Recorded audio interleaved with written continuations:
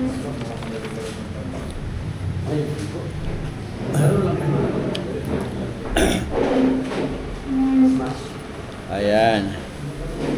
So, good morning po sa bawat isa. Tuloy-tuloy po ang atin pong talakayan sa umaga pong ito. Pangalawang subject po, Project Apollos. Pero ang pinaka buod na ating pinag-aaralan o talagang pinag-aaralan po natin, homiletics na po tayo. Natapos po natin yung syllabus noong nakaraan pong Saturday. Yung course description, course outline, tapos po natin ito, no? At pagdating sa course outline, meron po tayong preliminaries, meron po tayong primacy of preaching, merong philosophy of preaching, at yung pang-apat, meron siyang priority of expository preaching, at yung panlima, yung process of expository preaching, and then practice of expository preaching. At ngayon po, level number 2 tayo. Level 2, the primacy of preaching. So, coming from the word primary, no? Primacy, pangunahin. No? Level 2, the primacy of preaching. So, kanina naman po ay nag-pray naman na po tayo, kaya tuloy-tuloy na po yung ating pong talakayan. Sabi nga sa manual po natin, the primacy of preaching cannot be overemphasized. Christianity began with the preaching ministry of the Lord Jesus Christ. Yan po ang pinag-ugatan ng Kristyanismo. Nagsimula po sa preaching ministry ng ating po Panginoon Jesucristo. Continued by the apostles and the early church fathers. Itinuloy ng mga apostol at ng mga tinatawag na early church fathers. During the Reformation, its indispensability was encapsulated in the now famous line from the Second Helvetic Confession. Na ano po itong ano to? Yung terminology na praedicatio verbi Dei es verbum Dei. So, paki-recite nga niyo.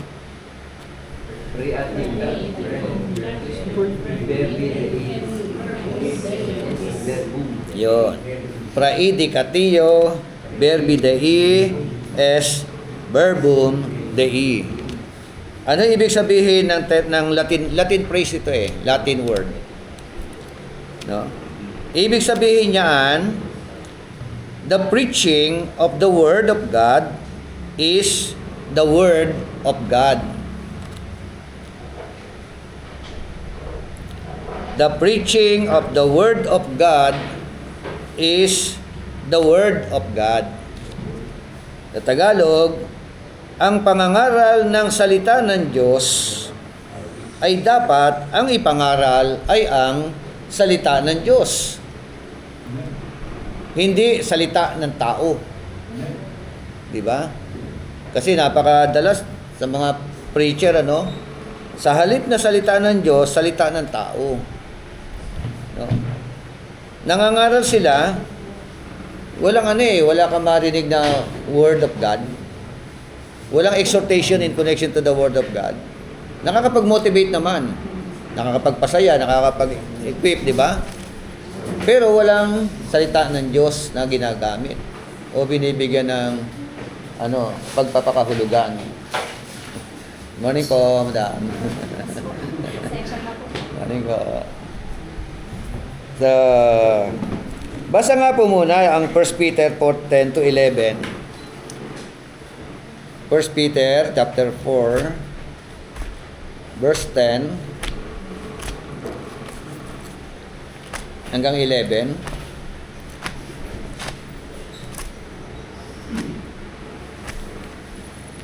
Sino nakakita? Tagalog.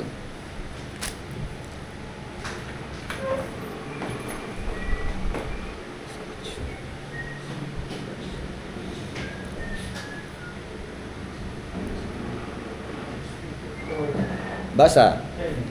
4:10 to 11. Bilang mabubuting katiwala ng iba't ibang kaloob ng Diyos, gamitin ninyo ang kakayahang tinanggap ninyo sa ikakapakinabang ng lahat. 11. Ikaw ba'y tagapangaral? Pangaral mo ang salita ng Diyos. Ikaw ba'y tagapaglingkod? Gamitin mo sa paglilingkod ang lakas na kaloob sa iyo ng Diyos upang sa lahat ng bagay sa ipapurihan sa pamagitan ni Jesucristo. Sa kanyang kapangyarihan at karangalan magpakailanman. Amen. Amen. Sabi roon, English version, NASB, as each one has received a special gift. No? Bawat isa raw nakatanggap ng special na regalo. Tapos sabi roon, employ it in serving one another. Amen. Gamitin daw ito sa paglilingkod sa bawat isa. Diba? As good stewards of the manifold grace of God. Bilang mabuting katiwala, no? Nang hindi matatawarang biyaya ng Panginoon. And verse 11, whoever speaks is to do so as one who is speaking the utterance of God. Siya na nangangaral, no? Nagsasalita. Sabi roon, gawin daw ito, mangaral, na para bagang nangangaral ka, no? Parang ang Diyos na yung nangangaral, ano? Sa pamamagitan ng iyong pangangaral. Whoever serves is to do so as one who is serving by the strength which God supplies, so that in all things God may be glorified through Jesus Christ, to whom belongs to the glory of dominion forever and ever. Amen? So, speaking the utterance of God, yun ang sabi, no? So, ay papangaral mo talaga yung salita ng Diyos. Amen? Hindi yung salita ng tao. Yun po yung napaka-tibay. Ano po? Isa pa pong talata, 2 Corinthians 5:19 hanggang 20. Kalawang Korinto, Kapitulo 5, talatang 11 hanggang talatang 20. Okay? Sabi diyan, ano ba yung langaw na yan? Sino pa dito? Kanino pa na, sino pa? Samahan yan. Bakit nakapasok yan? Okay. Sabi nga, no, namely that God was in Christ, reconciling the world to Himself. Diba?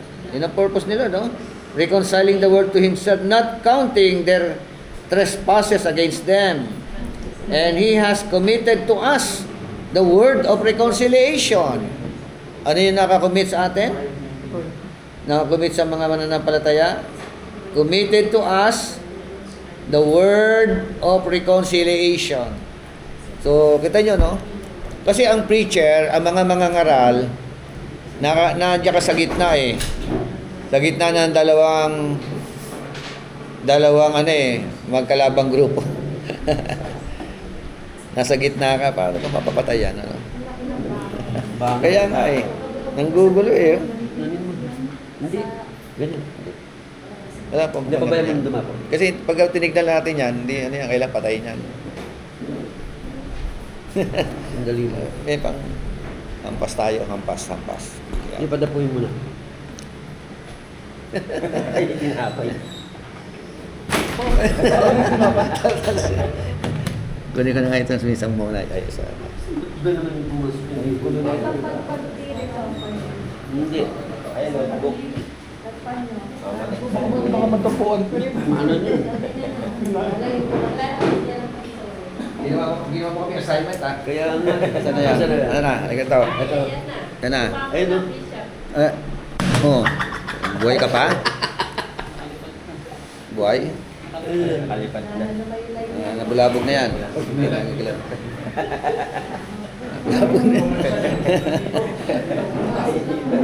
Di ba kumunta dyan? Patayin ko na. Okay. Sorry. Sige, break mo na.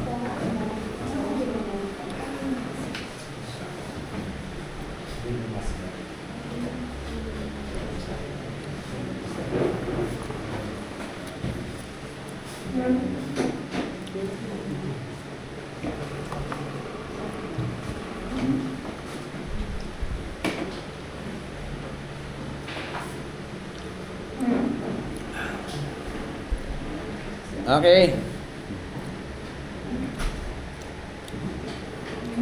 Second Corinthians 5:19 hanggang 20. Therefore, sabi doon, no, we are ambassadors. Tama? Ambassadors for Christ. As though God were making an appeal through us. We beg you on behalf of Christ, be reconciled to God. Amen? Yung ganap, ng preacher, ng mga ngaral, namamagitan ka sa kabilang bahagi, mga tao, ito ang Diyos, nasa gitna ka. Amen? So, ikaw ang mga ngaral sa mga tao, alang-alang sa paglapit nila sa Panginoon. Kaya sabi rin, parang ang Diyos na rin ang nangungusap sa inyo. Kaya namamanhi kami sa inyo, makipagbati na kayo sa Panginoon. Amen? Yun ang kanyang sinabi ni Pablo. So that is our duty. Sa preaching, sa pangangaral po natin, hindi po pwedeng hindi ma-comfort yung mga tao, hindi pwedeng hindi ma-enlighten, hindi po pwedeng hindi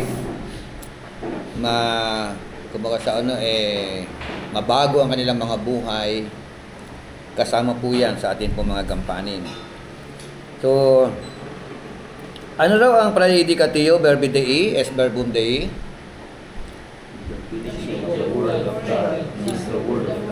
Okay, ano yan sa Tagalog?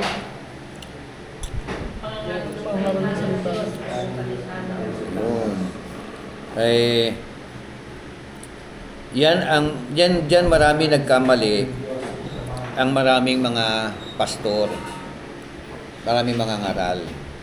Bakit? Kasi yung bunga ng 70s, 80s, 90s hanggang year 2000 ng mga pastor, nangangaral preachimony. Diba? Testimony. Wala nang problema dyan testimony. Pero yung testimony natin, dapat isinususog natin kung ano ang topic natin. Diba? Ang pangangaral daw po ng salita ng Diyos, dapat daw po ang ipangaral salita ng Diyos. That is praedicatio verbi Dei, es verbum Dei. Not word of man. Di ba maraming maraming ganyan? Ang dami talaga ako napakinggan. Buksan natin mga talata, like for example, binasa yung talata. Bawa, Luke 19, 1 hanggang 10, hanggang 12, binasa. Pero after ng basahin, no explanation in connection to the text. Nagkwento na lang ng nagkwento. Kumanta, nagkwento. Di ba? Wala man lang pagpapaliwanag doon po sa talata na binasa. Hindi po yun, hindi po yung praedicatio verbi Dei, verbum Dei.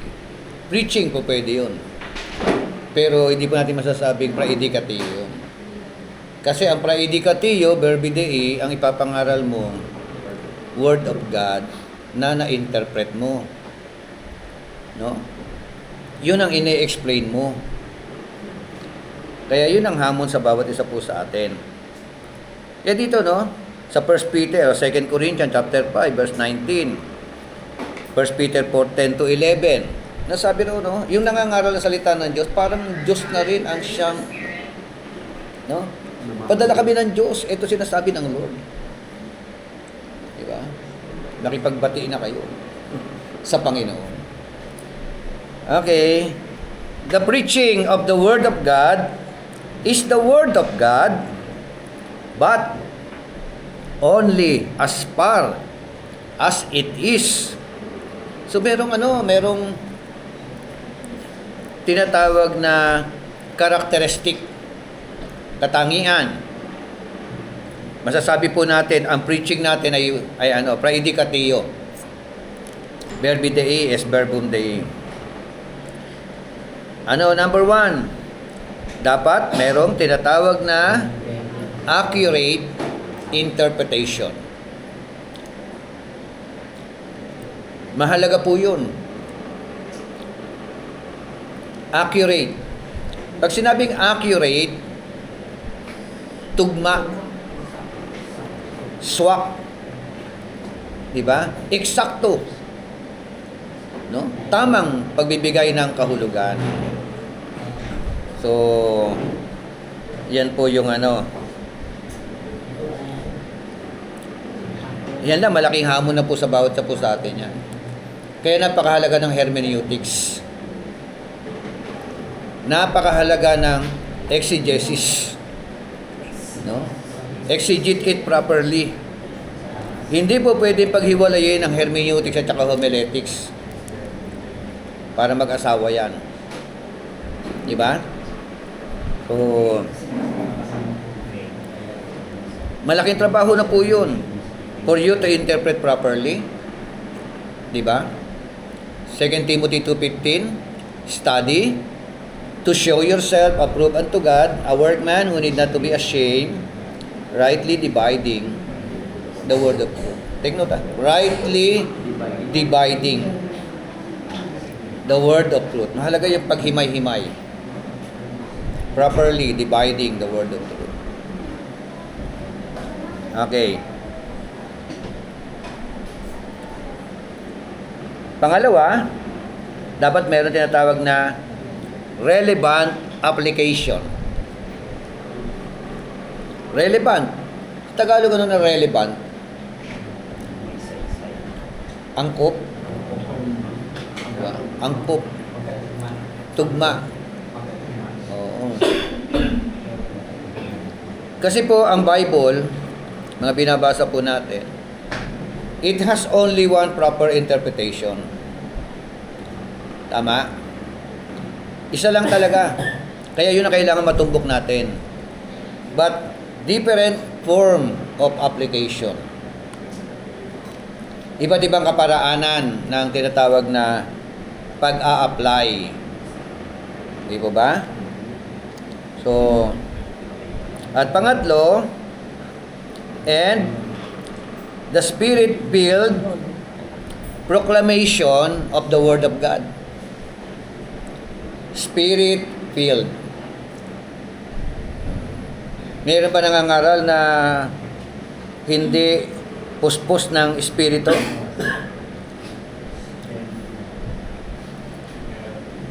Naranasan niyo yung bago kayo mangaral, nagtalo pa kayo ng asawa mo.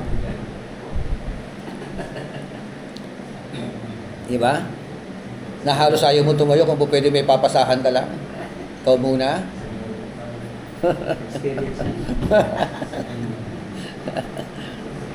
Ang hirap ng gano'n, no? Yung mangangaral ka tapos merong may something na kung po pwede lang kaso wala ibang tatag. Madalas yung gano'n, yung paano po nagiging hindi spirit-filled ang tao? O yung pastor, yung mga ngaral? Ha? Lack of prayer. Oh, kulang ng prayer. Diba? Lack of devotion. Diba? Lack of reading the Word of God. At ang pinakamatindi niya kapag may karga ka. Diba? Pag may karga, naku, hirap yata tumayo na may karga. Tama ba? Lalo na kung may ginagawa kang immorality. Lalo na matindi yun. Diba? So, mawawala yung spirit-filled proclamation . Kasi dapat, kung ano pinapangaral mo, ikaw ang unang tagatupad. Amen? Pag nangaral ka ng faithfulness, dapat faithful ka. Amen? So, hirap kasi mangaral na hindi ikaw yung tagatupad. Una. Kasi habang ginagawa natin ng sermon, tayo yung unang tinatamaan dyan eh. Diba? So, sa akin naman, sisabay naman yung taga-type. Tagagawa ng PowerPoint. Hindi niya alam. Habang ginagawa niya rin yun. Hindi natamaan din siya. Hindi mo pwedeng hindi eh. Diba? At yun na isa sa purpose ko sa kanya. Kaya siya pinapagawa. Kasi kung paano ako kinakatagpo ng Panginoon, kakatagpuin din siya. Kaya kita mo, nag-enroll na sa Bible School. Diba? Ganun lang yun, ano? Ano lang yun? Hook mo lang yun eh, para ano. Okay. Spirit-filled proclamation of the Word of God. Kailangan, kasama dyan siyempre, social, mental, emotional. Diba? So, sa ating po saknong, what we need to realize is that there is a kind of preaching that violates the integrity of God's written Word and is susceptible to false doctrines. We need to realize merong mga preaching na kung saan ito po ay nababiolate, violating the integrity of God's written Word. So, ibig sabihin, mga nakakapag-violate yan eh, mostly tayo. Siyempre, Pag hindi maayos. Pag mali ang turo mo. Ang mga leader ng pastor. Oo, yung hindi accurate ang interpretation mo. Di ba pag nakatila yung kay Ed Lapis eh. Di ba? Galing-galing niya mangaral, di ba? Bilib na bilib ako talaga mangaral si Ed Matagal Lapis. ko rin sinubaybayan. Oo. Bago-bago Kristiyano pa lang ako. Tagahanga na ako niyan eh. Pero nung ipangaral niya yung si Yahweh raw ay mamamatay, di ba? O ano. Hindi raw God is love, hindi raw love. Kasi hindi niya nakita yung konteksto. Mahalaga talaga yung konteksto palagi. Isang talata lang, tinanggal mo. O, di ba? Si ano, yung may-ari ng ano, yung may-ari ng Big Bro Bishop, Oo, ano yun? i-restore po siya. Na- Hindi ko lang alam dito kay Ed Lapis. Na-restore na. Opo, inano po Kasi siya. yung may-ari ng libro, ang kanyang deklarasyon eh. Hindi, ano naman, si Satanas daw, ay yung ahas daw, tsaka yung si Eva, nag-sex. Oo. Oh. Kaya daw may kain. Oh, tapos nainggit pa nga raw si Lord eh. Sabi niya, ano napanood yung video kay Big Bro? Yung may-ari ng Big Bro, Lemon Nyo, di ba? Yung may-ari niya, Lemon Nyo, tsaka Big Bro. Isa lang yan eh. Opo. Isang tao lang eh. Pero maganda nung Bishop nagsisisi. Oo. Nag-undergo siya ng Ayun, sana. discipline. Kaya yung Big Bro niya, bumagsak po yun. Yung iba nagpag-pull out. Oo, ito mo. Buti, ganun. Eh, ang ano naman eh. Lalo yan, kapatid natin si Ed Lapis. Sana merong magme-mentor. Yes, meron. At magpa-mentor. Mhm. Magpatuwid. Di ba? Kaya kasi man- wala nang nag-correct Bishop, no? Yes. Parang ano ka na, second to God ka. Kasi nasa taas na eh. Mhm. Kaya Yan ang danger. mahirap yung nasa taas ka na eh. Okay. And so, the challenge of biblical preaching is found not only or not merely in recovering the changeless eternal truths embedded in an ancient text, but also is applying these truths on our modern audiences, ever-changing temporal context. O yung mga blanco, changeless. Eternal truths. Pangalawang blanco, ever-changing temporal context. Yan daw yung hamon. Kasi dapat talaga biblical preaching. No?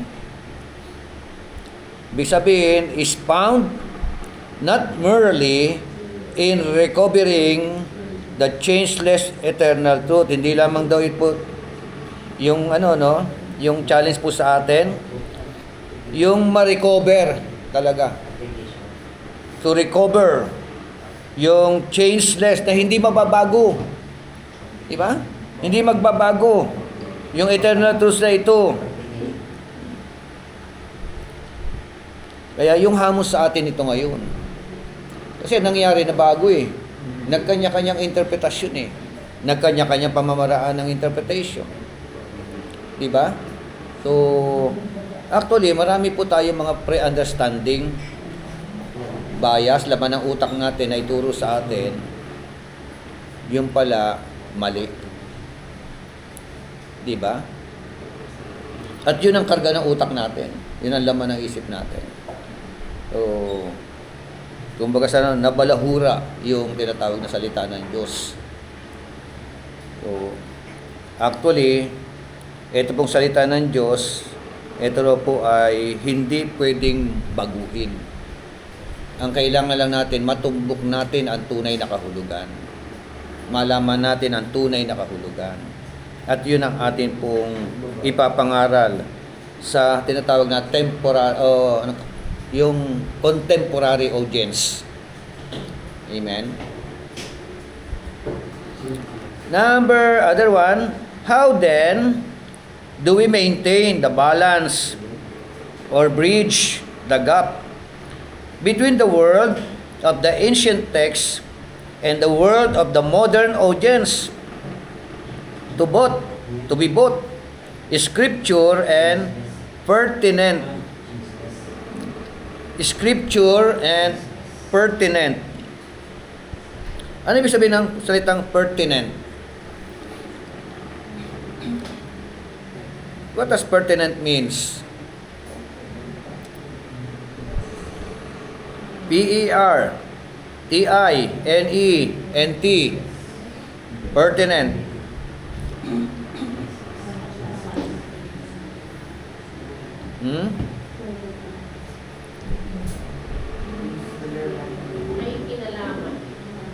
Kinalaman, kabuluhan, katuturan, di ba? So, kasi ito ngayon no? Ang hamon kasi sa atin, yung paano siya mababalance, di ba? Paano po natin malalagpasan yung tinatawag na gap, no? Dadaan ka sa tulay na yan eh. Para yung gap na yan between our contemporary audience at yung ancient text na ito. Lumang-luma na kasi mga talata na ito eh. Lalo na Book of Genesis, di ba? So, bridge the gap. Kanino? Sa pagitan po ng world of ancient text. Yan yung na-illustrate ko na nakaraan, di ba? Meron tayong, ito yung world of reader today, world of reader, ito. Tapos yung sumunod na bilog, world of text. Tapos yung yung world of author. Tatlong mundo yun eh. No?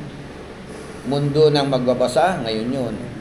Mundo ng mga talata, panahon yun. At yung mundo ng sumulat. Meron tatlong mundo yun. So, ito bumabasa, word ngayon, contemporary audience, binabasa ang yung ancient text na ito. Na ang sumulat dapat i-consider mo. Punta ka sa kanila. Malaman mo ang utak ng nagsulat. Kasi siyang sumulat niyan eh. Di ba?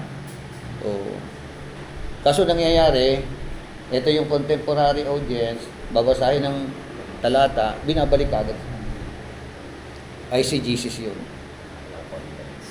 Oo. Tawag doon ICGCs. Ito tayo, basahin ng talata, bigyan mo ng kahulugan ngayon. ICGCs. Ang paraan, ito tayo, basahin ng talata, ibalik sa mundo ng nagsulat. Para ma-exegete properly. Tsaka mo ibalik sa mundo mo. Di ba? Ganun lang yun. Okay. So, mahalaga yung tinatawag na yung katuturan ng scripture, yung kabuluhan ng scripture, no? The pertinent of the scripture, ibig sabihin.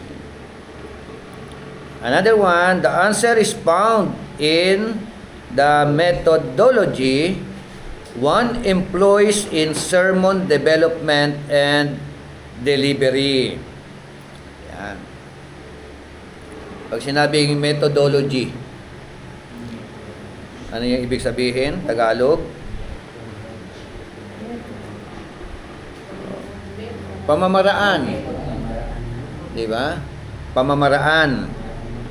So, sa manual natin, nandiyan may drawing kayo, no?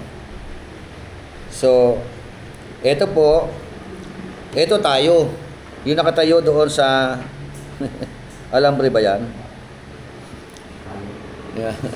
Para circus, ano? So, tinitimbang-timbang mo siya. No? Hindi kailangan tagilid sa kabila, tagilid sa kabila. Bilang mga hermeneutician,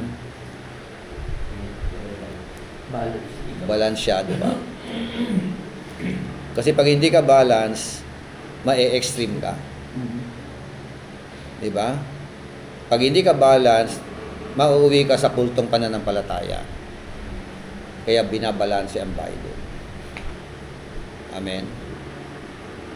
Kaya sa totoo lang, pag Calvinist ka, extreme ka. Pag Arminian ka, extreme ka. Kaya kailangan balance. Para sa akin, sa pag-aaral ko ng Bible. Okay. Kasi ito, biblical, contemporary. Paano mo siya babalanse? Ito yung Bible, ito ang ating Bible, biblical. Ang audience mo, contemporary. Dala-dala mo yung salita ng Diyos. Paano mo siya mababalanse ngayon? Di ba? Yun ang trabaho natin. No? Balansyaduhin. Di ba? Kaya, meron tayong, pagka sinabing contemporary audience. Di ba? Yung salita ng Diyos, ito naman yung Kaya meron dalawang sa unang hermeneutics natin. Yung salitang exegete the word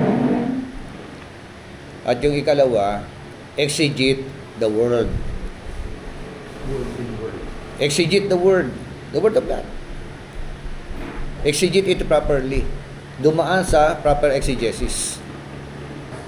Amen? At ang ikalawang ini-exegete, yung modern audience, yung world, yung mundo mo ngayon, yung tuturuan mo ngayon. Amen? Kasi di ba kanina meron tayong relevant application. Accurate interpretation, relevant application. Amen. Kasi nga meron nag-preach. Matthew 28, 19 hanggang 20. Ano sabi nun? Go ye therefore and make disciples of all nations, baptizing them in the name of the Father and of the Son and of the Holy Spirit. Pagdating sa application, ang sabi niya, kaya ganito gawin natin. I-born again natin ang buong bago silang. Relevant? Tama? Tama ba yun? I-born again natin ang buong bago silang. Exaggerated yun. Kahit na araw-arawin mo pa yan, ikutin mo yan from phase 1 hanggang phase 12. Hindi mo kayang i-born again ang buong bagong silang. Okay. Ayun nga lang, share mo ng Word of God lahat, nahirapan ka na eh. Buborn again mo pa. Naikot yun ba yung bagong silang? Phase 2 nga lang eh. Phase 3 nga lang eh. Phase 5 nga lang. Ibuborn again mo pa? Diba? Kumbaga sa humahamon ka yung suntok sa buwan. Tama? Dahil suntok sa buwan ng hamon mo, malamang wala sasama sa iyo. Yayain mo humayo. Di ba? Humayo kayo. Kung sino abutin, yun lang. Abot na inyong mga paa. Pero yung ang hamon na yun, tama, hindi ba? Ano yun? Exaggerated yun. I-born again mo ang buong bagong sila. Mga Israel. Pero masaturate ng word. Pwede. Pwede masaturate. Diba? Oo, pwede mo. Ang hamon nga sa atin, preach the gospel into the whole world. Diba? Oh. Hindi sinabi. Si Jesus niya, Kaya nga eh. muna niya ng buong Jerusalem. Oo, di ba? Iniyakan niya na nga yung Capernaum, di ba? Yung ano. Okay, so that is the primacy, no? Primacy of preaching. Sabi nga, it should be regarded as the same as if God Himself were speaking. Yung pong 1 Peter chapter 4 verse 10 to 11. Yung 2 Corinthians 5:19 to 20. Na sa ating pangangaral, isipin po natin you are the man of the hour. And as long as ikaw ay nangangaral word of God, no, mag-expect ka that there is an unseen personality na nagmo-move in your midst, in our midst. Gumagalaw si Holy Spirit. Amen? Basta iproklama mo lang ang salita ng Diyos. So, ang resulta kasi, sabi nga, therefore, it should be received with reverence and acted upon accordingly. That is the result. No? Yung proper preaching. Kung ang preaching ay praedicatio, verbi Dei es verbum Dei, ang resulta, sabi nga, uli, it should be received with reverence. Tatanggapin na may paggalang. At hindi, siyempre, tinanggap na may paggalang, mag-a-act sila accordingly ayon sa aral na iyong itinuro. Amen? So, next page, the philosophy of preaching. Philosophy of preaching. Papasok tayo sa tinatawag na the biblical and theological foundation of preaching. Biblical, tsaka theological foundation of preaching. Okay. Sabi nga, the Apostle Paul stated boldly the task of the minister of the gospel when he said, I charge you in the presence of God and of Christ Jesus, who is to judge the living and the dead, and by His appearing and His kingdom. Ano yung charge? Sa 2 Timothy 4:1 and 2. Ano yung charge? Charge kay Timothy, Ano sabi roon? Preach the word. Amen? In season and in out of season. Basa nga po, 2 Timothy chapter 4, verse 1 and 2.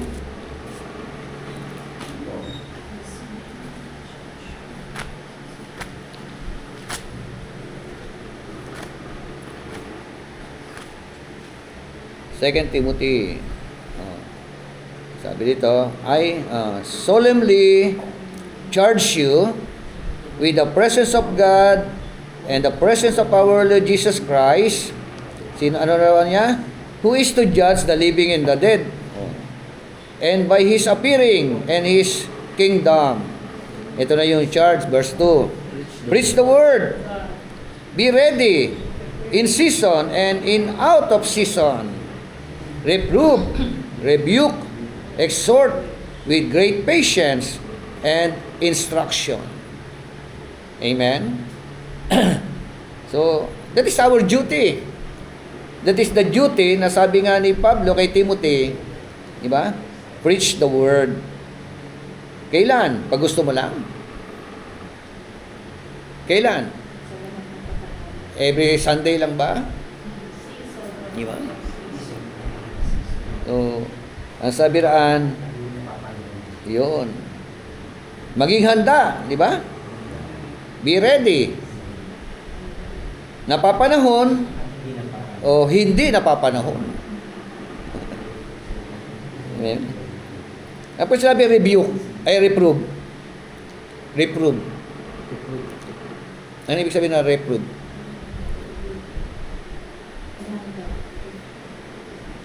Reprove. Ginamit ko sa NPGP, convince. Convince.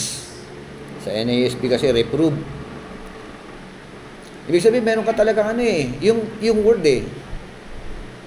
Ikaklaro mo, ikaklarify mo eh. Di ba? Ililinaw mo siya eh. Yun ang, ano yun ang trabaho natin talaga eh. Eh, problema, yung malinaw, nilalabo. Literal, ginakalaw-kaw. Di ba may mga preacher na ganyan? May mga interpreter na ganyan eh. Literal lang ang translation ginagawa mo. Pinapalalim pa. Like for example, ang bigay lang ang sample. Sabi ng isang salin, let us go to the other side. Oh. May literal meaning yun eh. From this place, pupunta sila doon sa kabilang bayo. Sasakay sila ng bangka. Diba? Tapos habang naglalakbay sila, what happened to them? Biglang may dumating na bagyo. Oh, magugulat ka doon. Kasi tingnan mo yung geographical. Yung palang lugar na yung prone sa biglaang pagdating ng bagyo. Diba? Yung salitang, let us go to the other side, binigyan ng kahulugan. Mula dito sa mundo na ito, papuntang langit. Ito naman, from earth to heaven. Yun ang pinupuntasan ko. Di ba? Yun ba talaga yung sinasabi roon? Mayroon bang literal eh. Nagkakwento ang Panginoon sa Kristo literal. Pero binigyan natin ng ano naman ang tawag doon? Nag-figure of speech. Allegorizing. Ganun ba yun? Allegorizing yun? Langit ba pinag-usapan? Langit at saka lupa. Di ba? Tignan nyo. So, yun po. Kaya napakahalaga yung proper interpretation. Reprove. Kaya dami mga talata na na-reprove eh. Diba? Hanggang ngayon, may pumapalag-palag pa eh. Yeah. Born of water and spirit. Diba? Ano yun, diba? Ginamit ng Philippians 4:13. I can do all things through Christ who gives me strength, who strengthens me. Oh, nag-usap nga yung Muslim at saka Kristiyano eh. O, nabasa mo ba yan? You can do all things through Christ. Sige, hahamunin kita. Naniniwala ka, you can do all things through Christ. Akyat tayo dyan sa ikalawang palapag lang ng building na ito. Pagdating doon sa terrace, talon ka. Dahil sabi mo, you can do all things through Christ. Habang bumabagsak ka, Jesus Christ, Jesus Christ, Jesus Christ, sabihin mo. Oh. Diba? Pagbagsak mo, nakatayo ka. That is the context. Hindi yun ang context. Kaya mahalaga lagi context eh, no? Isang talata kasi tinatanggal eh. Laging ganun eh, tanggalin ang talata. Bigyan ng kahulugan. Ganun ang tendency, nagiging kulto. Kita niyo yung mga iba-ibang mga pananampalataya. Kumukuha lang sila ng isang talata nila para tumugma sa doktrina nila. Iglesia ni Cristo. Talata. Diba? Ibong Mandaragit. Si Manalo. Oh, di ba? Tignan niyo yung historical background bago niyo i-quote yan, bago niyo angkinin yung mga yan. Okay?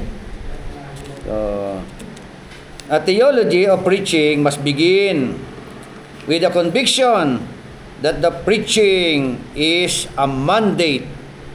Mandatus, mandate. Amen? Okay. Aga pa naman. Mandate.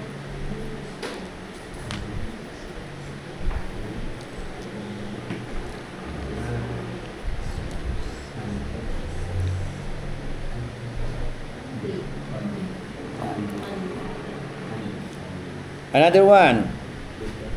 A minister preaches because he has been commanded to preach.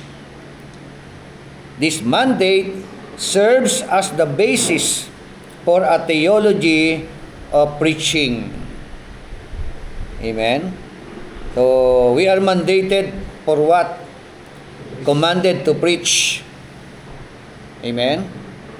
Katulad sabi ni Pablo kay Timothy, I charge you. Diba? Solemnly charge you. Yun pa no? Tapos the biblical and theological foundation of preaching comes from the three aspects. Yan, biblical at saka theological foundation. Dapat biblical. No? Pangalawa, the power of preaching. Yon. Power. Yung blanco po, the power of preaching. Yon. Ang kapangyarihan ng pangangaral. No? Rooted in divine revelation. Yon. Saan daw nagugat? Saan daw hahanguin? Hango sa tinatawag na divine revelation. Amen. The pattern of preaching. Pattern. Revealed through biblical reflection. Kaya ang Biblia, ang ipapangaral po natin, hindi sapat ang isang basahan. Isang basa, dalawang basa. Kung meron kang text or context, meditate on it. Unang basa, hindi pa masyado napiga. Tama? Pangalawang basa, medyo may konti ng linaw. Namnamin mo. Isa-isahin mo. Lilitaw at mapipiga mo kung ano talaga yung subject na gustong iparating. Kaya pati tema, pati subject, makukuha mo Amen? Kaya bilang preacher, bawal ang tamad. Amen? Talagang yan. Kailangan ng tinatawag na biblical reflection. Inuusal-usal mo siya. Mini-meditate mo siya. Nire-reflect mo siya sa mind mo. Amen? To the point na makakabisado mo na yung mga talata. Minsan kasi, yung preacher mismo ang inosente sa konteksto na kanya ipinapangaral. Di ba? Pinatay ni Abel si Cain. Di ba napakatindi nun?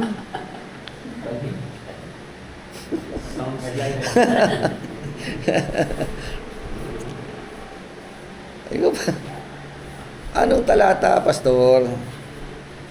Di ba?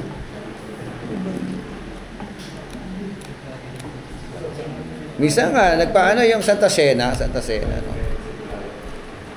Hawak yung yung simbolo ng katawan ng Panginoon. Ito ay simbolo ng katawan ng ating Panginoon. Inumin natin. Siyempre, katawan inumin. Pagdating sa dugo, kanin. Hindi yan nga, merong talagang hindi sinasadyang pagkakamali. Nagkarambol-rambol na. Ano yung kaba? Siguro dahil sa kaba, no? O ano?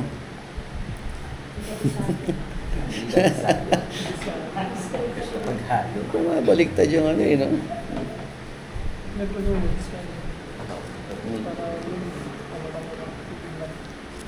Ayun na talaga, hindi ka makalimutan yung nangaral na narinig ko. Love God above all. And love your neighbor above yourself. Sa unang dinig, ang problema nga nung sinabi niya yun, nagpalakpakan. Amen! Hallelujah! Praise the Lord! Mga audience, yung ba nakasulat?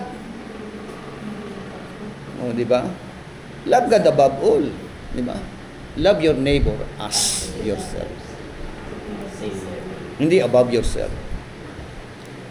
So, pag mapanuri ka na talaga no?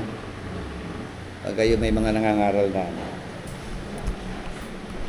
Okay. Pattern. Dapat revealed through biblical reflection. The practice of preaching. Recaptured by pastoral recognition. Practice. Kayo po ba, sa inyong pangangaral, hindi na kayo kinakabahan? Kinabahan.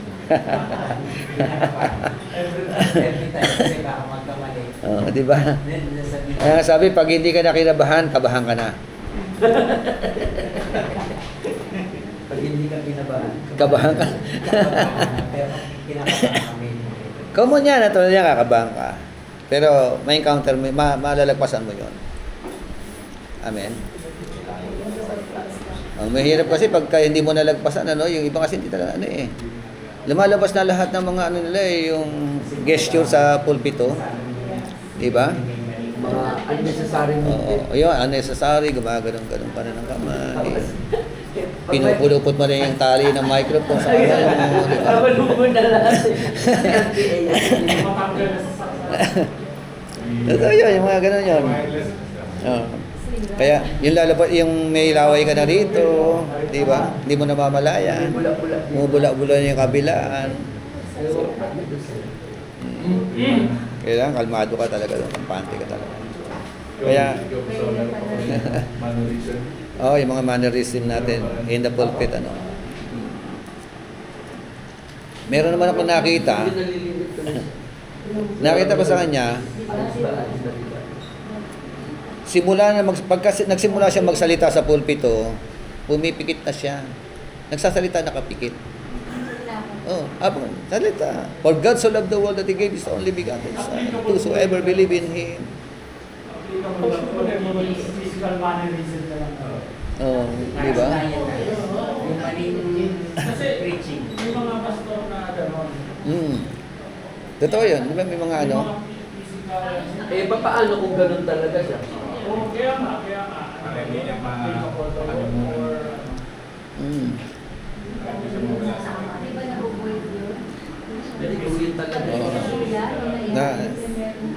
kasi yung preaching mahalaga yung mannerism sa pulpito. Yung iba naman lagi nakatingin sa right side. O kaya lagi na sa left side. Di ba? Kasi pag ikaw nagpi-preach, ganun ang mata mo. Ni-scan talaga. Ganyan ka. Oo. Huwag kang steady lang sa isa. O, Kaya nakatingin ka ba sa akin? Mukhang cross. Diba? Tingin ka sa kaliwa, yung audience ang titingin ka sana.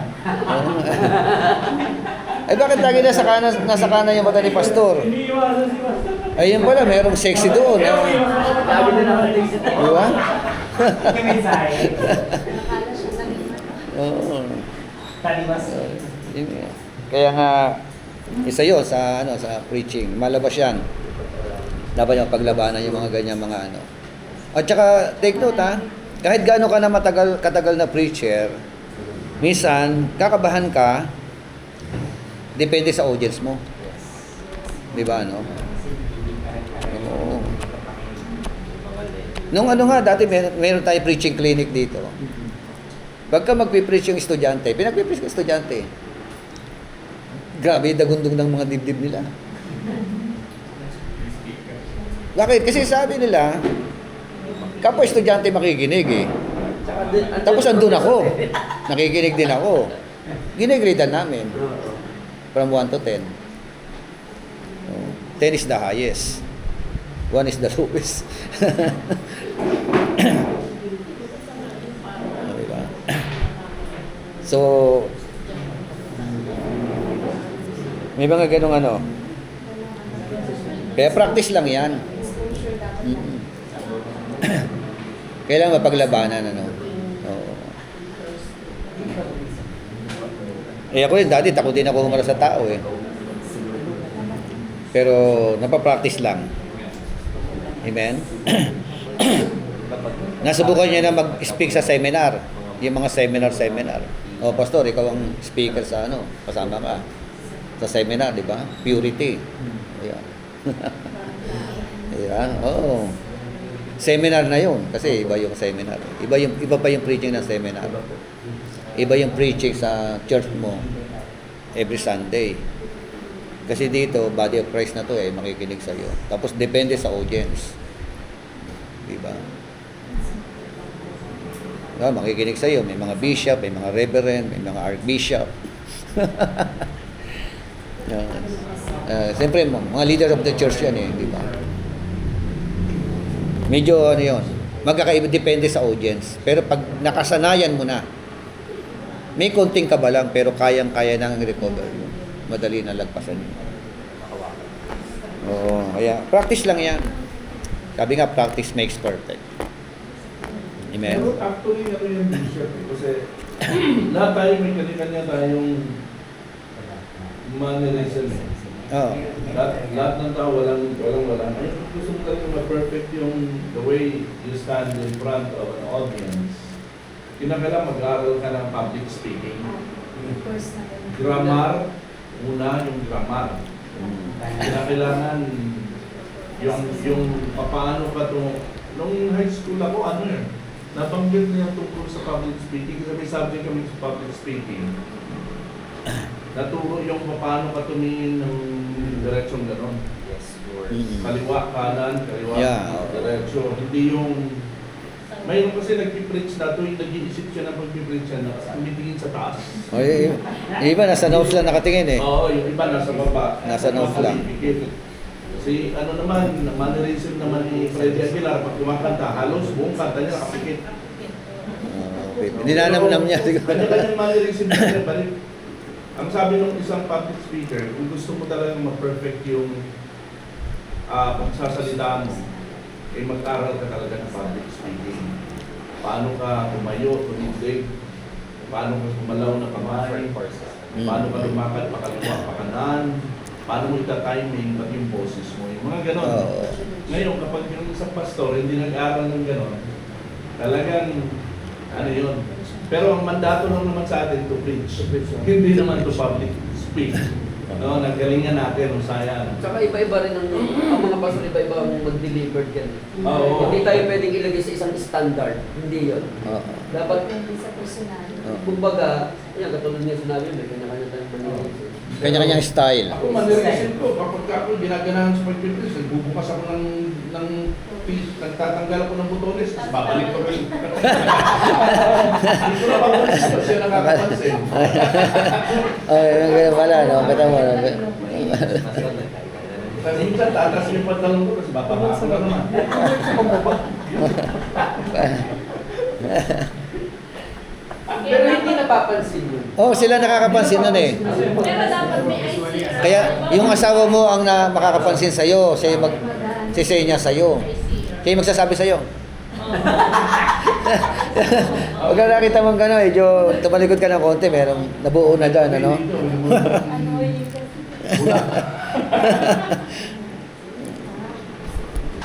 Okay. Practice of preaching. The power of preaching. Okay na? Okay na po. Tayo na, practice. The power of preaching. Rooted in the Bible. Rooted in divine revelation. Our knowledge of God came as a result of divine revelation and not by human speculation. Kaya dapat kilalanin natin ang lubos ang ating Panginoon Diyos.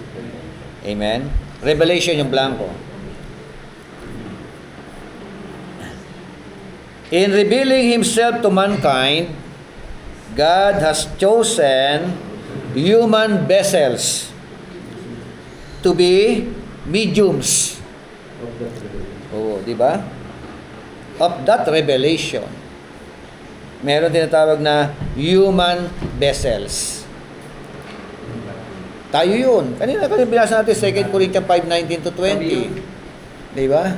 Nung lumang tipan, propeta. Vessel church. Oo nga, vessel church, ano? Opo, kami yun. Yeah. Human vessels na sila po yung magiging tagapagsalita. Mediums of that revelation. So, merong God's revelation eh. Ikaw naman, yung magsasabi sa kanila.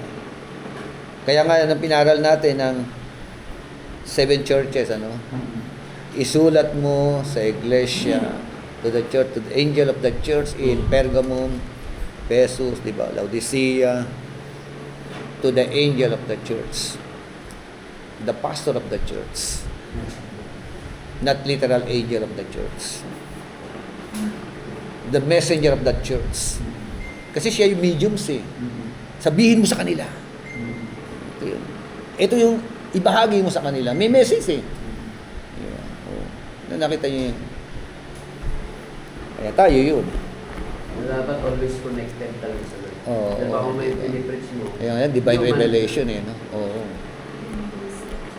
Kailangan mensahe ni Lord. No, mensahe. Kaya di ba pag minsan meron tayong ginawang sermon, parang hindi ito ah. Parang naramdaman mo gano'n. Ako meron na ako pinagawa, PowerPoint na kay Samuel. Nung nag-umaga parang hindi ito ah. Gawa na naman ako. Mabuti nagawa na ayos. Kaya pagdating niya, gawa ko ulit PowerPoint, hindi yan. Siguro next time yan. Yari na yun ha, naka-ano na yun, naka-prepare na yun. So, kasi galing kami sa the value of parents and their responsibilities. Tapos, iba yung sumunod na preaching na nyo. Ang gusto ni Lord, the value of children. Diba? Sumunod naman the value of children. Para lalong dumihin yung mga gampanin ng bawat miyembro ng pamilya. Pero may prepared na ako sermon. Sinunod ko si Lord. Siyempre, the value of children. Ang ganda. Saka pag mararamdaman mo siya, pag ganun, Ramdam ko eh. hindi nagpa-flow sa Oo. Parang ikaw mismo, kulang no? Hindi wala akong Something missing. Parang ganun. Hindi mo siya sinunod. Kaya hindi natin pwedeng ipagpilitan. Kaya nga kailangan rooted in divine revelation. Mahalaga yung divine revelation. Kaya pinagpipray ang sermon. Yes. Pinagpipray, minagbubulay-bulayan, tinitignan na ng panahon, ang angkop. So, kasi sabi nga, di ba, dalawa ini-exegete? Word and world. Yung mundo mo, yung audience mo, tsaka yung word of God. Dapat magtagma. Di ba? Makarelay sila. Hindi magpipis ka lang. Okay, Jeremiah 1:9 to 11. Basa nga po. Jeremiah 1:9 to 11.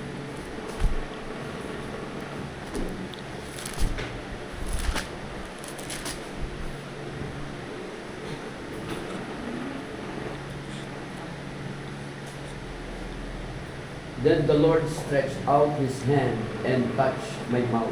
Hmm. And the Lord said to me, Behold, I have put my words in your mouth. Oh, di ba? And see, I have appointed you this day over the nations and over the kingdoms, to pluck up and to break down, to destroy and to overthrow, to build and to plant. Verse 11. 11, the word of the Lord came to me saying, What do you see, Jeremiah? And I said, I see a rod of almond tree. I see a rod of an almond tree. Ang ganda sinabi ng verse 9, di ba? Then the Lord stretched out His hand and touched my mouth. And the Lord said to me, Behold, I have put my words in your mouth. Amen. I have put my words in your mouth. Lalagay niya eh. Nilagay niya eh sa bibig ni Jeremiah. At kung ano inilagay ni Lord, yun ang sasabihin mo sa mga tao. Diba? Hatol man yan. Diba? Warning man yan. Diba? Blessing man yan. Kasi ilalagay ni Lord yan. Pag nilagay ni Lord yan, kasi pagka hatol, keruso yun eh. Diba? Kaya tayo mga hindi natin dapat pinipili o kinukonsinte. Lalo pag in-expository, dumadaan talaga eh. Tamaan ng tamaan eh. Wala ka naman gusto patamaan. Ito yung daloy eh. Diba? Ini-expose ko lang yung talata na yan. So, kaya ang preaching, hindi yung magpipreach ka ng topic para magpatama. That is not the right reason, the right purpose. That is not the right purpose. Ang preaching, just to preach the Word of God. At si Lord na ang bahala mag-convict. Diba? Okay. Isaiah 51 verse 16.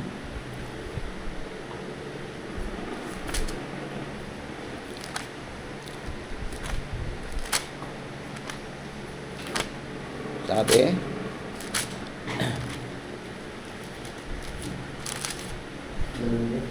I have put my words in your mouth, and have covered you with the shadow of my hand, to establish the heavens, to found the earth, and to say to Zion, You are my people. ang ganda ng unang praise, di ba? For I am the Lord your God, who stirs up the sea and its waves. Lord, the Lord of hosts is His name. I have put my words in your mouth. Amen. So, the OT prophets were keenly aware of the origin of their preaching ministry. Yung mga Old Testament prophets, aware sila doon. Di ba? Kung saan galing ang kanilang ipapangaral. Si Lord na naglagay sa bibig nila. Amen? So, kaya madalas, sabi nga, and because God gave them His word, the prophets could boldly declare, thus says the Lord.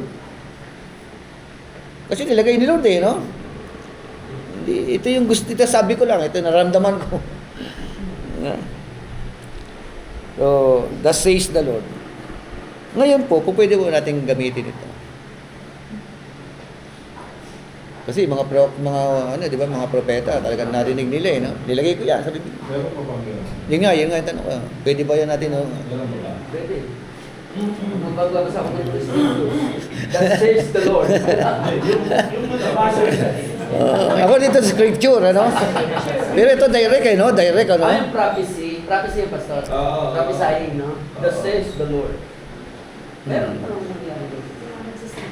5 meters eh. Then Iba yung sa kanila, no? Direct, ano? Tingin ko mali yun, gano'n, no? Oh. Kasi naging practice namin yan, no? Nung bago na-introduce ako sa Maranatha Christian Church, American. Fort Watts yan, ah? Hindi, Maranatha, sa kay... Iba yun? Teacher na siya ngayon. Amerikano, Makati.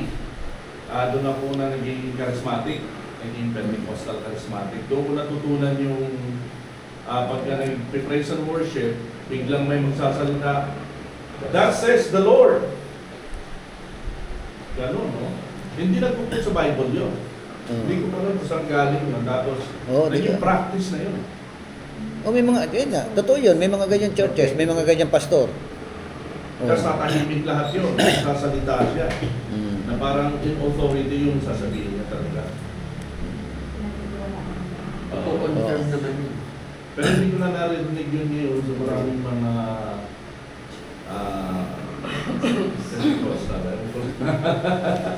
Sa ngayon, walang, pero, quote and quote sa Bible. Ito sinasabi ng kanyang mga salita. Kung Ng salita sa ng Bible, walang problema. Kasi nakasulat diba? yun, that says the Lord. Pero para deklara mo, that says the Lord. O kaya ito yung mensahe ng Diyos sa atin sa linggong ito, sa Sunday na ito. Kasi minsan naman pwede kang magsalita ng ganun, pero yung word na sinasabi mo, it confirms according to the word. Kasi ano sa'yo eh, ni-reveal sa'yo ng Lord eh. So pwede natin sabihin yan. Oo. Diba? Pero yung word na sinasabi mo, confirmation sa po. Hindi mo man siya masabi ng ganun, pero yung kahalagahan ng salita nasabi mo. Yung nararamdaman mo na ito yung ano ni Lord eh. Pwede po yun. O katulad ng halimbawa, sabi ko nga sa inyo, meron ako prepare na sermon outline. Okay na eh, gawa na ni Samuel eh.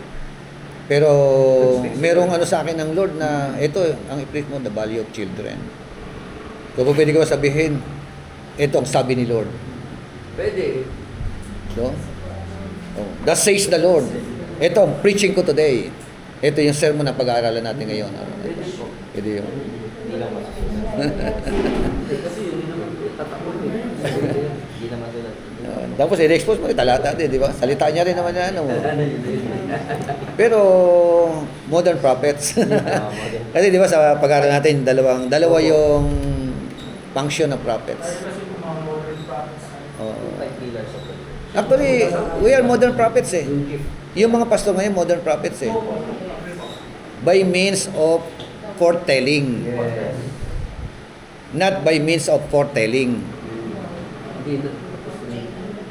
Kasi yung foretelling, magpe-predict ka ng ano eh. Hula-hula eh. Ang foretelling, ko-comfort mo sila, di ba? Reveal what is Oo. I-equip mo sila.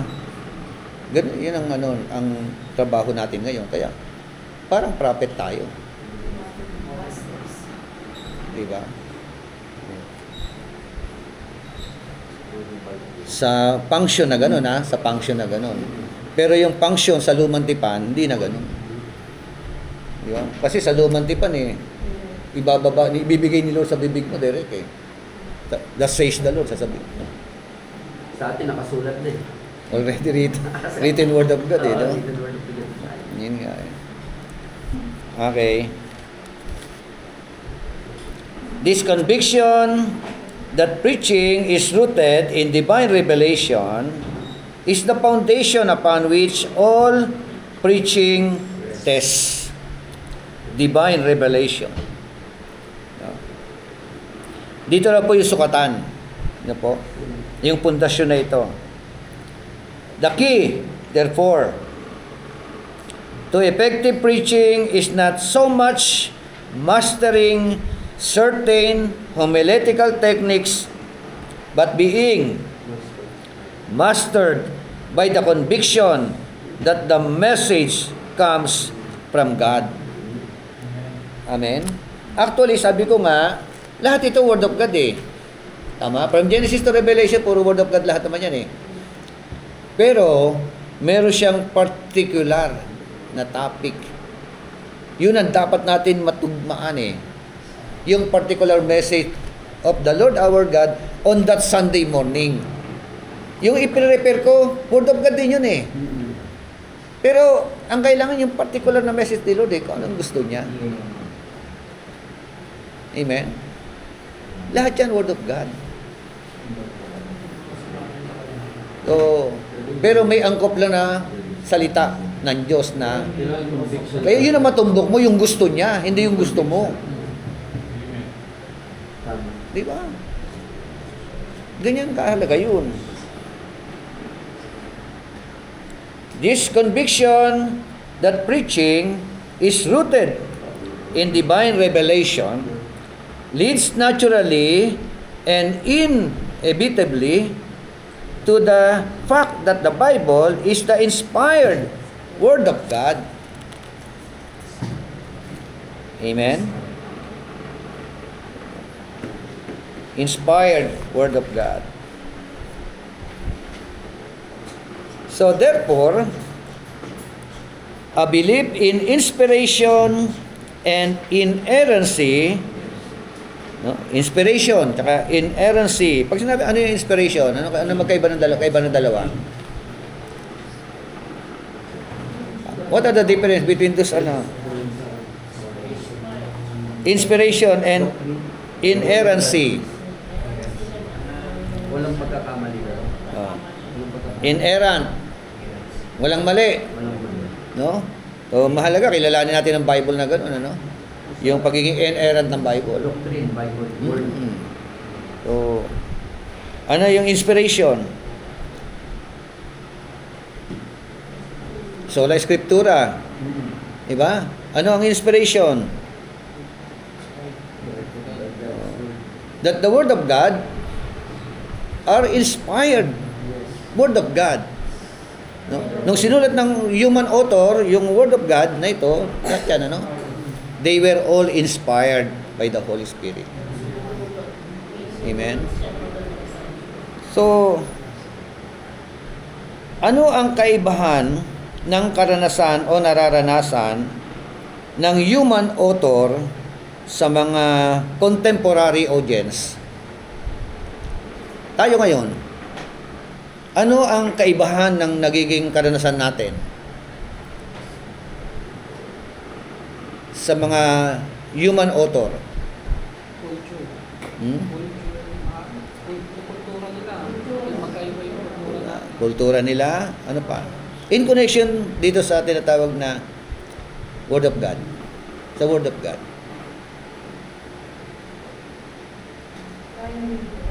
Hmm? Tama yun. Tuloy niyo po.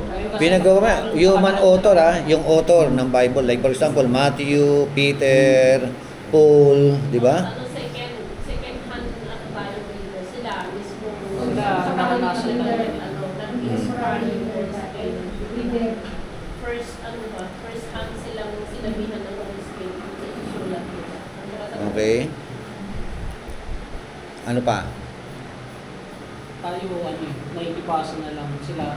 Nakikibasa. Na ano na lang, sa pabuhay nila, So, naranasan nila. habang binabasa mo ang Bible, ano nagiging karanasan mo?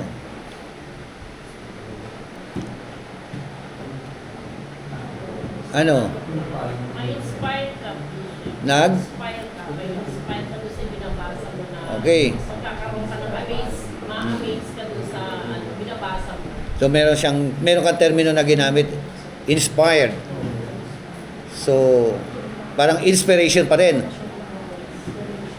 So, ganun din ba nararanasan ng contemporary audience to compare with the author of the Bible? Human author? Dapat. Inspiration both? Dapat. Contemporary audience and human author? We are also inspired?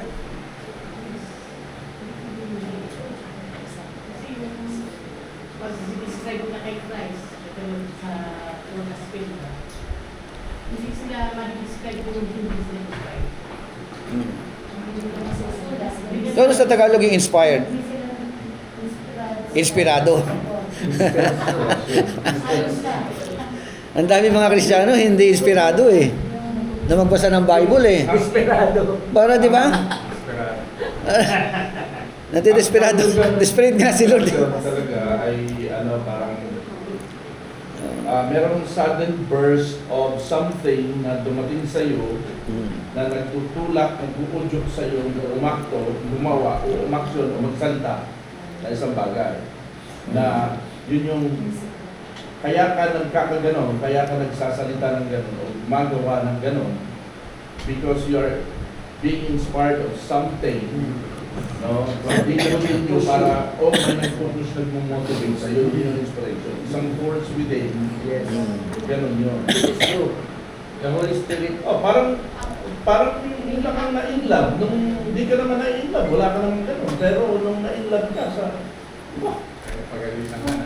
nagpagalitan ka. Gastusin mo pero inspired. Walang makakapagpigil. Ganun siguro yung nangyayari sa writers. Nagkaroon sila ng deep revelation conviction na nagtulak sa kanilang magsalita with boldness na gano'n. Kasi ang hirap mag-encourage. All encourage people, pero siya, nasa loob siya ng kulungan. O ano nag-inspire sa kanya when he did that? The power of the... Sa 2 Peter 1:20 to 21, but know this first of all, that no prophecy of Scripture is a matter of one's own interpretation. For no prophecy was ever made by an act of human will, but men moved Ayan. by the Holy Spirit spoke from God. Yung move dyan. Men moved, no? Yun ang kanilang karanasan. Opo. At sa 2 Timothy 3:16, ano yun? All scripture, ano yun? Are God breath. All scripture is God breath or God breath? God breath. Inspired. Profitable. Repeatable, di ba? For teaching, for rebuking, for correction, for doing righteousness. So, balikan ko lang, ano? Ang human author, they were experience inspiration. Human author. They were all inspired by the Holy Spirit when they wrote the very word of God. Ang contemporary audience, we are experiencing yung illumination. Kaliwanagan ng salita. Yun. Tama. Illumination na lang tayo. Ano natin, Bishop, yung word meaning ng inspiration. Sabi ni Google dito, inspiration means a sudden good idea, a burst of creativity, or a person or thing that makes you want to do something. That is inspiration. Oo. How about illumination? Yan ang sabi. Diyan tayo. Yung illumination, parang bigla kang, ay, ganun pala yun. Oo, tama. Yung isang bagay na dati mo hindi mo naiintindihan. Biglang lumilinaw. Oo. Yun yung tayo ngayon, siya. Sa illumination tayo. So wala talaga tayong revelation. Oo, wala Wala nang, direct revelation hindi na, na yun. oo. Nag-i-illumine na lang yung Kasi mga lahat already naman- revealed lahat word of naman God. ng revelations, andyan din naman sa word eh. Oo, di ba? Revealed naman na siya. Oo. Revealed na ang word. Kaya nga, revealed nga. Kaya lang, parang mystery pa Kasi rin. pag sinabi natin revelations, we talk about the word of the History word. sa mga hindi. So mali gamitin yung salitang may nireveal si Lord sa akin. Oo, wala. Kasi lahat na rin. Oo, weird nga yan. Dapat illumination. Ano yan? Ano yan? New revelation? At saka sinabi naman po, Bishop din, walang ipinahayag ang Diyos na For no Ipahayag prophecy noon pa. was ever made. Ganun pa naman. Nag-reveal si Lord sa akin. Lumilinaw na lang sa atin. Diba? Yung mga malabo na ano. Habang inaaral mo siya, iniintindi mo siya, nililinaw ng Panginoon. Okay. Inerrancy. Exegesis is getting the meaning out of a text. Yan, yung exegesis, getting the meaning out of a text. It is the procedure one follows to determine the contextual meaning of a given text. Exegesis. No? Ano yan? Getting, the meaning out of the text. Exegesis. Ibig sabihin sa Tagalog, yung talata na exegete natin, ito yung magbibigay sa atin ng tamang kahulugan. Yun ang makakatas natin sa Kanya. Siya ang magbibigay sa atin ng tamang kahulugan. Ang ICGCs, ikaw na nagbabasa, may pre-understanding ka, no? Meron kang biases, ikaw ang magbibigay ng kahulugan diyan ayon sa iyong laman ng utak mo. Pre-understanding. Ayon sa iyong pre-understanding. Di ba? O mga bias. Pilit mo siya tinutugma sa laman ng utak mo. Mali yun. ICGCs yun. Hindi. Di ba? Dapat siya ang magbibigay ng kahulugan. O, like for example, dami na laman ng utak natin. Except a man be born of water and spirit. Ang laman ng utak natin. May karga na tayo dyan before Pag-water. Karga natin yan, water baptism Yung water, born of the water. Oh. Karga natin dyan, yung water, word of God Yan ang natin, pagpilalaban natin yun Kasi yun ang narinig natin before sa mga Amerikano at saka sa mga unang mga pastor na mga nagturo. Pero pigain mo siya. I-contextualize mo siya. Context lagi. Siya magbibigay ng kahulugan, hindi ikaw magbibigay ng kahulugan. Ayon sa laman ng utak mo. Ayon sa mga narinig mong turo dati. Sino yung siya, Bishop? Si Lord. Bishop. Ha? Sino po yung siya? Siya yung bibigay. Si Lord po yun. Si talata. Yung verse. Yung talata. Yung verse na binabasa Oo. mo, siya dapat ang magbibigay Oh, sa ayon sa konteksto. ng Ayon sa proper exegesis. Kasi tayo, na born again tayo, baptist yung pinanggalingan. Meron Yun. saksak na mga understanding ng baptist. At kung ano yung meron ka dyan, ini-interpret mong verse base sa Baptist teaching. Baptist understanding. Oo. Kung Pentecostal ka naman na born again at doon ka na salaksa ka ng maraming i-interpretin mo yan sa Pentecostal way of understanding. Yun. Oo. Kung Iglesia ni Cristo ka, no? I-interpretin mo ang Bible sa kung anong naano sa iyo. Yan yung ICGCs. Kaya kailangan pag nagbasa ka ng Bible, maghuhubad ka talaga. Kung gusto mong malaman talaga yan. Kasi yun ang pinakamahirap yung salita ko, binibigyan mo ng meaning na Yun. yung gusto ko. Parang gano'n yan, ano po. Pagaling ba, maranata ka. Water baptism talaga ang kanilang inaano dyan. Puro baptismo na kagad, bago-bago pa lang Susunod ka ng Di ba? Katulad ng may yung anak ko dinala namin sa isang church. Dinala namin si Jaden. Dinala namin sa isang church dito sa may Sacred Heart malapit. Sa Juanes. Will de Almeida yun. Will de Almeida. Dinala namin doon kasi ang mother ko kasi ay Will de Almeida yun. Eh, gusto yung pag-pray. Kasi yung yung apat na artery, malalaking ugat sa puso ng niyang baby, nasa kaliwa dapat yun. Pinanganak siya na nasa kanan. Sabi ng doktor, kailangan putulin lahat yun, ililipat nila sa kaliwa. Hindi mo operasyon yun. Video ng gastos. 2 years old siya noon, 2-3. Sabi ni Mama, tara, pag-pray natin sa pray over natin kay Yadi Almeida. At dinala namin doon, ang praise and worship nila, 4 na oras. Walang humpay na praise and worship. Pag hindi ka sanay, upo ka. Hindi, buhay kami. Tapos bumalik na naman oras na matatapos. Bumalik kami. Pagbalik namin, hapon. Abay, ayaw nilang ipag-pray. Kasi hindi na bautismo. Kinakailangan bautismuhan sa tubig nila, yung magulang, bago ipag-pray. Ang nangyayari nila. Sabi ko, nasa Bible, saan ba sa Bible yan nakalagay? Hindi, ito yung kalakaran namin. Ayan. Buti nga sinabi kalakaran Sabi ko, tara na, uwi na tayo. Ay sabi ng panganay ko, sige, magbabautismo tayo. Kung yun lang naman ang kulang, magbabautismo na tayo. Hindi, magbabautismo na tayo sa lahat. Magbabautismo. Saka pinag-pray. Meron talaga silang nakagisnan, nakalakihang katuruan na ini-interpret nila yung verse base sa nakasalaksak na sa utak. Yun nga. Yun. Kasi ayaw nilang yung pa-operahan. Ayaw, oo.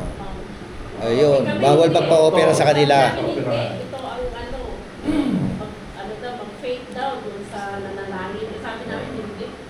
Yun ang sabi ng doktor, kailangan lilipat. What if, hindi nga, sabi niya, walang palataya kayo. Ibig sabihin, Ano pa rin? parang kinokontrol pa nila ang will ni Lord according to their faith. Yun na yung Mas pinasusunod nila ang Diyos sa pananampalataya nila. Kita no? Kasi meron ding ang Diyos eh. Kailangan yung... May paraan ng Diyos ang pagpapagaling, hindi lahat. Kailangan daw yung apat Prayer. na address eh. Kasi pa siyempre prayer, pero merong kailangan magpa-opera. Talagang pinagbihan nilang ipag-pray over yung baby Oo. dahil hindi nabautismuhan sa kanila. Yun. Ganun. Sa pangalan daw kasi niya, saan kayo nabautismuhan? Sa pangalan ng Ama, Anak at ni Jesus? At ng Espiritu Santo? Oo. Ay, kailangan mabautismuhan kayo sa pangalan ni Jesus. Hindi pa kayo Acts 2:38 sila. Oo, kaya hindi pa ipag-pray daw. Malaking bearing yun. Oo, matindi. Yung name ng bautismo. Okay, kita nyo, no? Kaya kita nyo, isang Bible lang yan, pero magkakaiba yung paraan. Nagkandalihis-lihis na. Kasi kanya-kanyang bigay ng pakahulugan. Ayon sa tradisyon, ayon sa mga magagaling na mga guro nila, di ba? Mga guro nila. Kaso hindi natin alam, siguro alam naman nila, Santiago 3:1 na stricto ang hatol sa mga tagapagturo. No? Stricto ang hatol. Pag mali ang turo mo, malaki pananagutan mo. Kaya mahalaga yung hamon sa atin, magpakadalubhasa tayo how to interpret properly. Your interpretation affects your homiletics. How to interpret, how you interpret the Word of God. Pag nag-homiletics ka na, yun ang papanggitin mo lang dun eh. Dideklara mo nila sa homiletics yun eh. Kaya mahalaga itong pinag-usapan natin. Okay. It is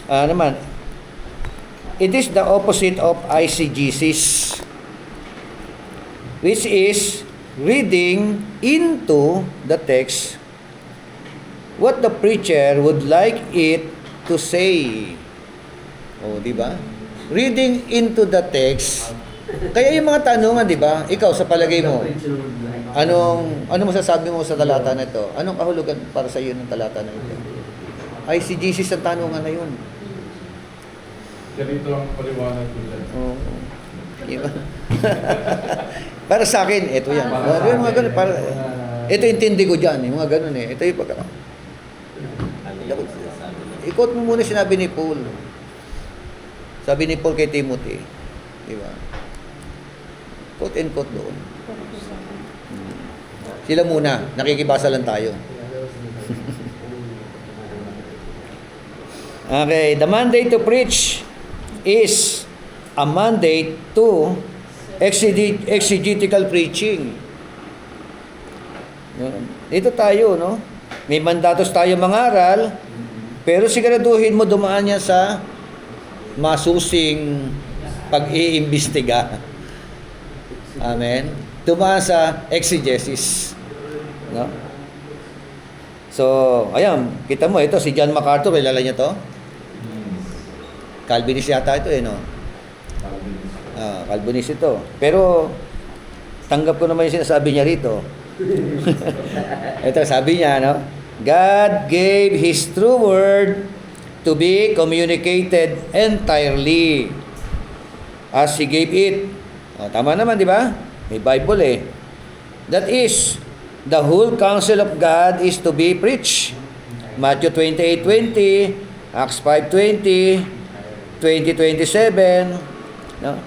Correspondingly, every portion of the Word of God needs to be considered in the light of its whole. Every portion, sinabi no? Of the Word of God. Ano raw? Kailangan i-considera para luminaw yung kabuuan. Diba? Kasi ang talata, ano yan eh, it composed of phrases eh. May mga phrase yan eh. Di ba? Tapos yung mga phrase na yun, nakabuo na isang talata. At yung mga talata na pinagsama-sama, nakabuo ng konteksto. Amen? Konteksto. So, yung mga konteksto na pinagsama-sama, nakabuo ng isang kapitulo. Isang chapter na. Chapter 2. Maraming context yan. Di ba? Chapter 3, maraming context. So, nung pinagsama-sama yung mga kapitulo, nakabuo na isang aklat. 1 Peter, 2 Peter. Yung pinagsama-sama mga aklat, nakabuo ng Bible. Amen? So, kaya kailangan, pati yung pag-i-interpret, no? Hindi yung laktaw kagad. Pagkalayo-layo. Diba? Interpret mo muna yung word by its phrase. Yung phrase by its text. Yung text by its context. Yung context by its capital. Yung chapter.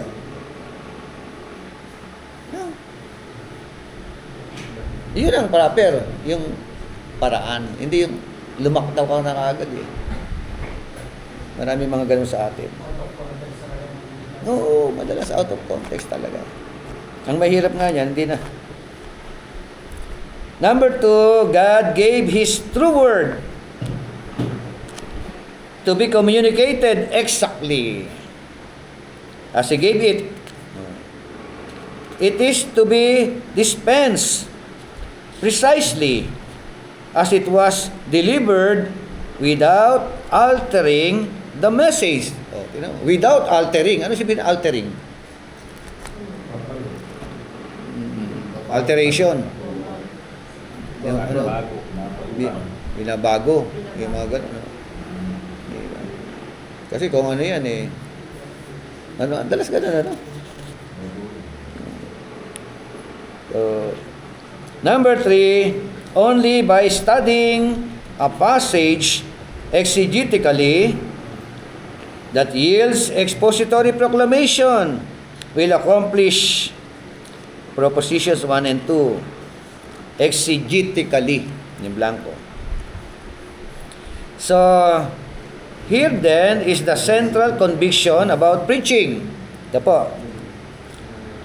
po yung central conviction about preaching.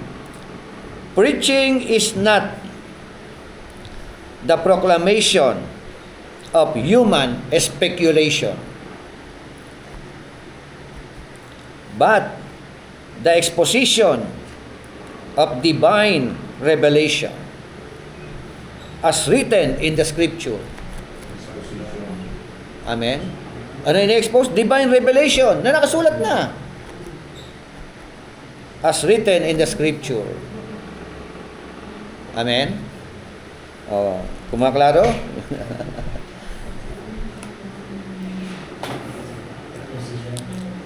Therefore, preaching, sabi nga, if it is to be biblical, must be expository in nature. No? Amen? According to Stephen Olford, if the preaching of the Word of God is the Word of God, as the Reformers contended, then a sermon is the proclamation of the Word of God. Only if the text of the Word is accurately expounded and preached. Diba? Take note Ano yun yung Word. Diba? The text of the Word. The Word of God. Anong trabaho natin? Accurately expounded it. Amen? And preach.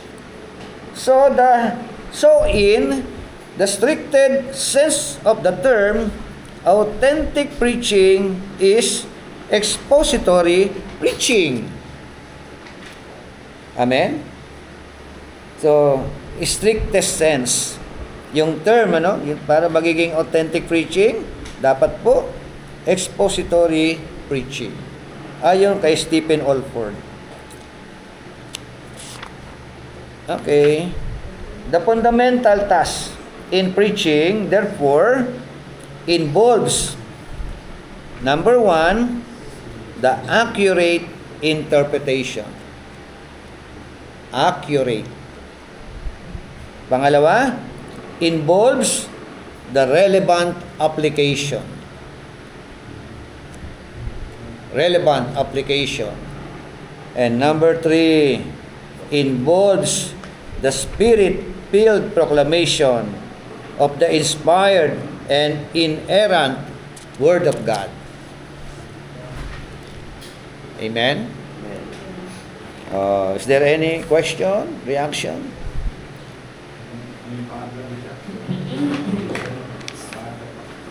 Pangatlo, spirit-filled proclamation of the inspired and inerrant Word of God. Okay. So, hanggang dyan na lang muna tayo.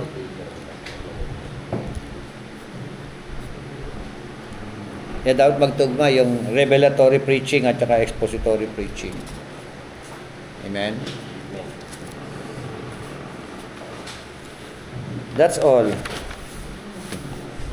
Thank you for your time. Tulad na pag-usapan po natin, the pattern of preaching. Tsaka the practice of preaching, kung kakayanin. Sige. So tayo po'y manalangin. Let us pray. Yes, Sir Moises, close us in prayer. Tayo na lang. Lord, maraming salamat po po aming salita sa pagkakataon ito. Pagkaralan ng Panginoon kabutihan sa bawat isa. Salamat din, Lord, sa buhay ng aming bishop. Patuloy yung bentang knowledge ng Islam Panginoon. Sa gayoy, marami pa siyang matulungan Panginoon kapwa Kristiyano. Lord, maraming salamat, Panginoon, sa nandito sa ating patuloy.